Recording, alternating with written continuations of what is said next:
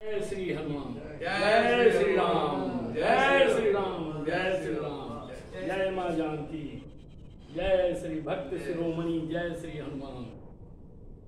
भक्ति के क्षेत्र में हनुमान ने जो कीर्ति स्थापित की है वो कीर्ति लाजवाब है। शायद हनुमान जैसा भक्त फिर खोजने पर भी नहीं मिलेगा।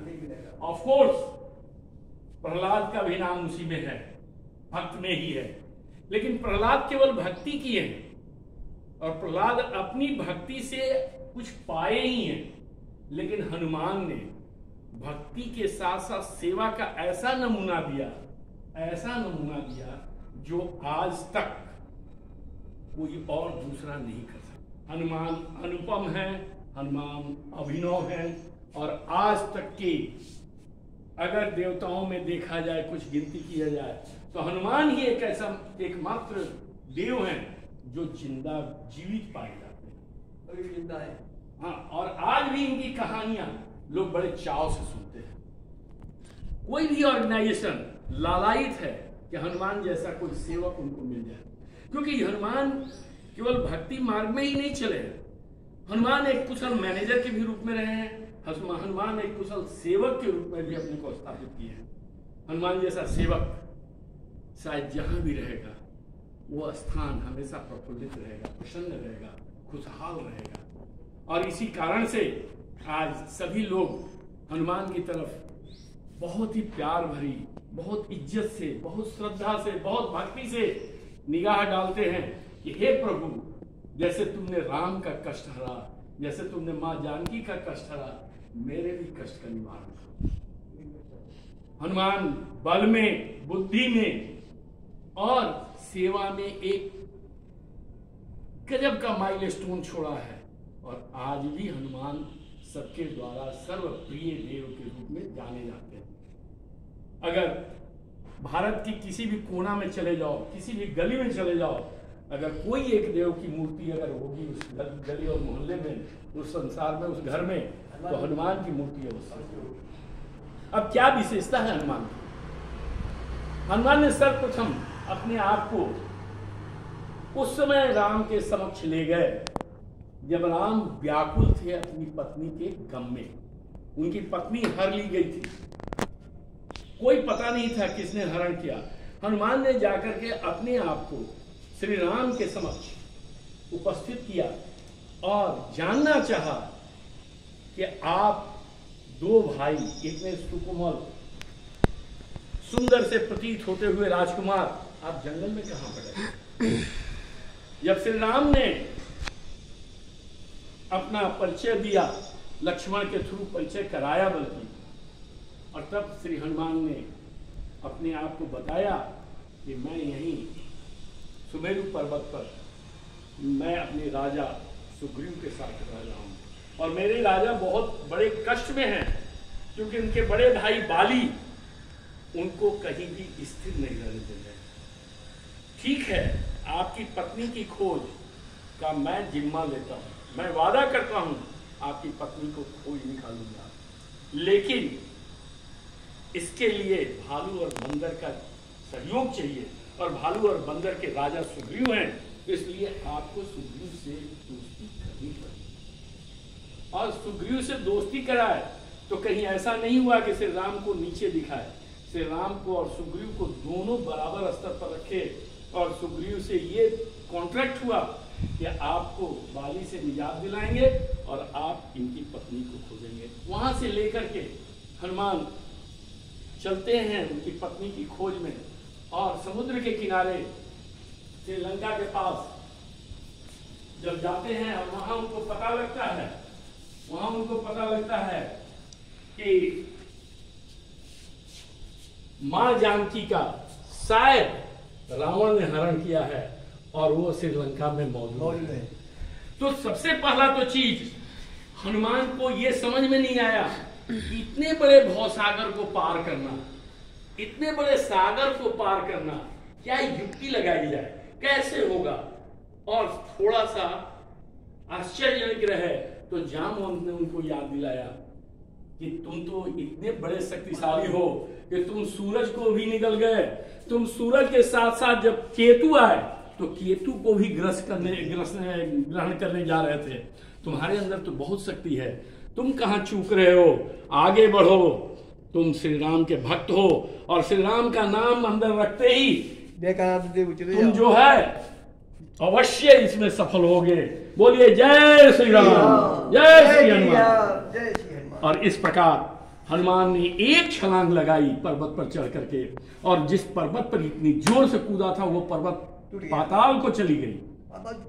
पता नहीं कहां से उनके अंदर इतनी शक्ति आई, और ये शक्ति सिर्फ थी उनकी भक्ति की शक्ति, और ये शक्ति थी श्री राम की श्रद्धा की, श्री राम के नाम की शक्ति थी। वहां जाते हैं, श्रीलंका में जाते ही सबसे पहला काम जो मैनेजरियल काम करते हैं कि इस राज्य में आकर के जहां सारे लोग अति बलशाली हैं, सारे लोग विशाल विशाल शरीर वाले हैं, सारी राज्य जो है वो योद्धाओं से भरी पड़ी है, इन योद्धाओं पर कैसे विजय पाया जाएगा, कैसे इसका भेद लिया जाएगा? तो सबसे पहले रावण के भाई सुग्रीव को, विभीषण को उन्होंने अपने पक्ष में किया, और वहां भी गिव एंड टेक की हुई कि चलिए आप श्री राम की मदद कीजिए और आप श्रीलंका के राजा बनिए। नेचुरली श्री विभीषण उनके साथ है, और विभीषण केवल साथ ही नहीं है, विभीषण हर स्थान पर श्री हनुमान के सहायक बने। विभीषण ने ही बताया कि मां जानकी को कहां रखा गया है, और उसके बाद वहां से वो जाते हैं और जाकर के मां जानकी को पत्ते में छुप करके देखते हैं। मां जानकी को देखते हैं कि बहुत ही फ्रस्ट्रेटेड हो गई हैं, वो वृक्ष से, पहाड़ से, सबसे मांग रही हैं आग दे दो, आग दे दो, मैं जिंदा जल करके जाऊंगा। क्योंकि रावण रोज कृपाण लेकर के उनके सामने आता है, और वो साहस करके निपट तो जाती हैं, लेकिन जीवन में अब उनको लग रहा है कि श्री राम नहीं मिल पाएंगे। तो सबसे पहला ड्यूटी क्या हो गया हनुमान को? पता बताने की जगह पर सबसे पहला काम हो गया मां जानकी के अंदर ढांढस बंधाना, ताकि अपनी जीवन की रक्षा वो करती रहें। और इस जीवन की रक्षा में मां जानकी को बचाने के लिए हनुमान तुरंत एक विकल्प लेकर के आए। हनुमान अपने प्रोजेक्ट का जो शुरुआत था उसके बाद भी अपने आप को मैनेजरियल स्टेटस में डाल करके एक नया विकल्प लिए, और मां जानकी को ढांढस बंधाते हुए केवल इतना ही नहीं किए कि अपने रूप को विशाल किए। विशाल रूप कौन कर सकता है? जिसके अंदर शक्ति हो। और विशाल रूप कैसे किए? इनकी तो शक्ति की परीक्षा भी ली गई सुरसा के द्वारा। सुरसा ने मुंह बढ़ाया, हनुमान ने भी बढ़ाया, दोनों ताकत दिखाते गए, एक दूसरे से ऊपर बढ़ते गए। लेकिन बुद्धि में बुद्धिमान क्यों कहा जाता है हनुमान को? क्योंकि जैसे ही देखे कि ताकत में सुरसा बड़ी है, अपनी बुद्धि का इस्तेमाल करके छोटा हो गया। तो हर बुद्धिमान व्यक्ति जहां देखता है कि ताकत बड़ी हो रही है, वहां अपने को छोटा कर लेता है। तो हनुमान अपनी बुद्धि की श्रेष्ठता वहां दे रहे हैं, और मां जानकी के पास आकर के मां जानकी को हर तरह से ढांढस बंधाने के बाद जब नहीं उनको विश्वास होता है तो हनुमान रार ठानते हैं, और श्रीलंका में अशोक वाटिका में जाकर के सारे वृक्षों को तोड़ते हैं, और उस राज्य के राजा रावण के लड़के को मार डालते हैं, ताकि पेशी हो तो राज दरबार में हो, जहां जाकर के पूरे राज दरबार को देख सके। और राज दरबार को देखने के बाद हुआ वही जो उन्होंने चाहा। राज दरबार में पेशी हुई, रावण आया, रावण को इतना ज्यादा उत्प्रेरित किए, इतना ज्यादा उसको ये किए, नर्वस किए कि एक रावण जैसा शक्तिशाली बुद्धिमान राजा भी हनुमान के बहकावे में आ गया, और एक बंदर के पूंछ में आग लगा बैठा। और बंदर के पूंछ में आग लगा, नतीजा हुआ बंदर का तो स्वभाव है हर बिल्डिंग पर कूदना, ऊपर नीचे जाना, पूरी लंका जल करके राख हो गई। हनुमान चाहते तो वहां से वापस आ सकते थे, लेकिन हनुमान फिर गए मां जानकी को यह जतलाने के लिए कि देखो तुम्हारे राम का एक सेवक कितना बड़ा हो सकता है, तो राम कितने बड़े होंगे, आएंगे और तुम निश्चिंत रहो, तुम्हारी यहाँ से छुड़ा करके वो ले भी जाएंगे, रावण को मार करके जाएंगे, घबराओ मत मार, अपने प्राणों की रक्षा करो। और उनसे एक निशानी लेकर के श्री राम की तरफ लौटते हैं। आने के बाद वो अपनी को जल्दीबाजी में नहीं दिखाते हैं, अपनी श्रेष्ठता स्थापित नहीं करते हैं, एक चैनल के थ्रू अंगद को बता करके, अंगद जामुन को बताते हैं, जामुन सुग्रीव को बताते हैं, सुग्रीव को बताते हैं, सुग्रीव जाकर के श्री राम को बोलते हैं कि देखिए यह है। कहीं उन्होंने अपने आप को श्रेष्ठता नहीं साबित की, और इसी श्रेष्ठता को न साबित करने के चलते माँ जानकी से भी परिचय दिए हैं। ये नहीं कहें कि मैं बहुत बड़ा पराक्रमी दूत बन करके आया हूँ, वो बोले कि मैं राम दूत, मैं जानकी, माँ जानकी। राम के सामने अपने को, ये माँ जानकी के सामने अपने को राम का दूत ही बतलाए हैं।